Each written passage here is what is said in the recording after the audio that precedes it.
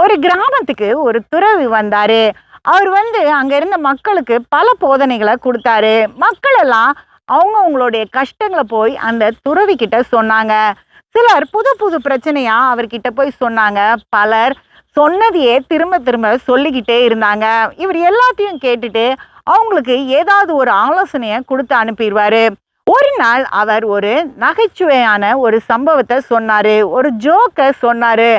அந்த கிராம மக்கள் எல்லாருமே குலுங்கி குலுங்கி உழுந்து பெரண்டு சிரிச்சாங்க. ஏன்னா, அது அவங்களுக்கு அவ்வளவு ஒரு சிரிப்ப குடுத்துச்சு.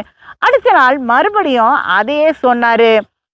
நெறைய பேர் சிரிச்சாங்க. அதுக்கப்புறம் திரும்பியும் அதே சொன்னாங்க. சிரிக்கிறவர்களுடைய எண்ணிக்கை குறைஞ்சிருச்சு. மறுபடியும் மறுபடியும் அவர் அதே சொல்லும்போது, பலர் சிரிக்கல, பலர் அத கவனிக்கவே இல்ல. அப்போ ஒரு நாள் ஒருத்தர் எழும்பி கேட்டாரு, "ஐயா நீங்க என்ன இதே திரும்பி திரும்பி சொல்லிக்கிட்டே இருக்கீங்களே, எங்களுக்கு கேட்கவே பிடிக்கல" அப்படின்னு.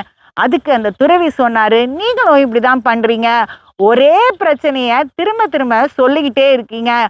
வாழ்க்கை அப்படின்றது ஒரு சுவாரஸ்யமான ஒரு பயணம். ஒவ்வொரு நாளும் ஒவ்வொரு காரியங்கள் நடந்துகிட்டே இருக்கும். அதனால நீங்க பழச நெனச்சு அதையே பேசிட்டு இல்லாம, புது புது காரியங்கள செய்ய ஆரம்பிக்கணும். புது புது லக்க வைக்கணும்.